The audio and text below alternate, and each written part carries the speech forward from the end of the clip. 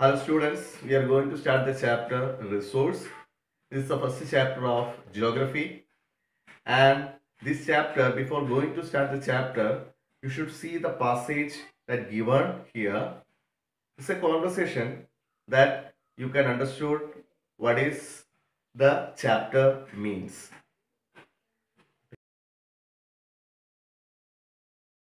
By seeing this passage, I hope you understood what is a resource. So this chapter is only meant for the resources. So resources are, we can just define resource it as anything that is usable to satisfy human need is called a resource. So resources are of different kinds, of different types. So all resources have some value or worth. Means some of the resources have economic value, just like metals and all. Metals, you know that we already learned that what is metals and all. That is iron, gold, silver, that magnesium and all these all are metals that have economic value. And some of the resources that does not have any economic value, just like a beautiful landscape that does not have any that economic value, but it satisfies human needs, so it's also a resource. The time and the technology are the two important factors for the changing of a substance into a resource. Means we should need time and we should need technology to extract these minerals or anything, any resource into a usable thing. Then people themselves are of resources. Like we already said that there are certain resources like metals and all the things which we are using or that satisfy our needs is resource. So likewise, human is also a resource because a resource is happen or resource is made possible by humans. Their idea, their knowledge, their discoveries, their inventions are of the different process or different contributions that made possible these resources. So we are also a resources. And so students, you can ask a question that you are a resource or children are of a resource. They are become a resource, but you are not completed yet. You got that you are in the process of become a resource. If you get in the that knowledge by that education, after that you will enter into a that training sessions that in many institutions are providing training and all. Then after you'll have a capacity to convert many resources. Okay, so we are going to see the next topic, that is types of resources. So these resources are classified. How? That first one is natural resource, second one is human made resource, and third one is human resource. So natural resource. Natural resources are of the resources which are directly obtained from the nature that we can use without any much modification. Then human made resource. Human made resource, that resource is made by human, like houses, buildings and all. And the third one is human resource. Human resource we already discussed.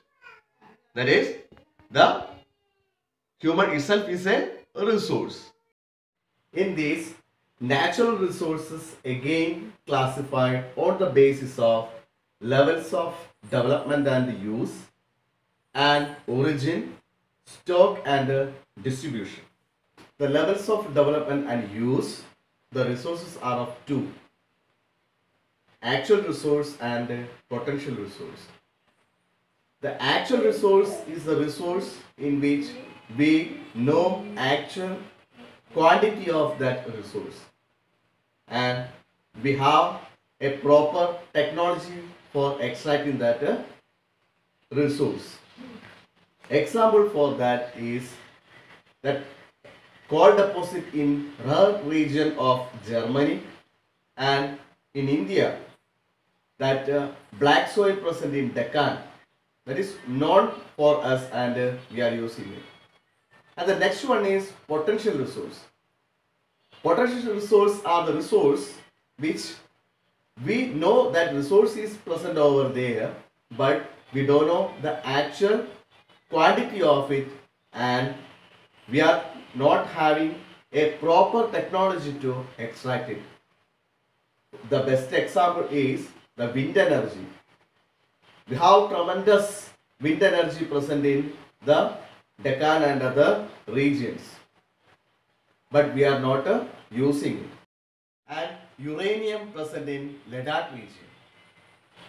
That region, uranium is present, but we don't have a technology to extract it. And being the location of India, we know that it is about that middle latitude or that equator region. So we are getting proper amount of sunlight, direct sunlight. That's also potential resource for us.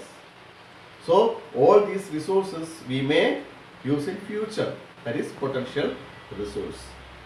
Based on their origin, resources are of two. That is, one is biotic and another one is abiotic. Biotic is living organisms or living resources like plants, animals, etc. And abiotic resources means that are non-living resources like soil, rocks and all. Resources are broadly classified as renewable and non-renewable resources. Renewable resources, that resources that is renewed or replenished quickly. No human activities and other things are affected by these resources. The best example is water. Water is, we are getting to it by the process of rain or precipitation, and that water we are used for different purposes, and it just get into river, and after that it just get into ocean or sea.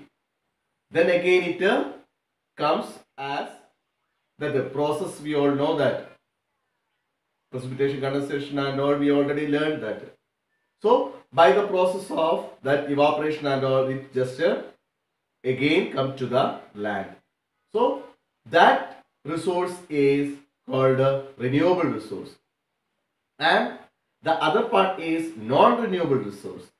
Non-renewable resources are the resources which we can't replenish quickly.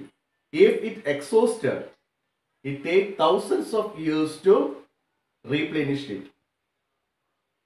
The best example is coal, petroleum, natural gas and all. Basis of distribution of resources, it can be of two, ubiquitous and localized. Ubiquitous word may not familiar with you, that ubiquitous simply means everywhere.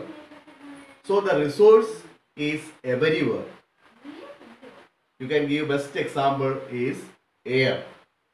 It is one of the best example for ubiquitous resource.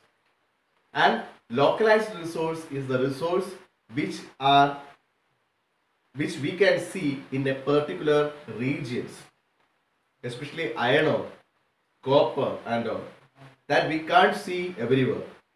This just deposited only some of the regions or areas. So by this we are concluding it now.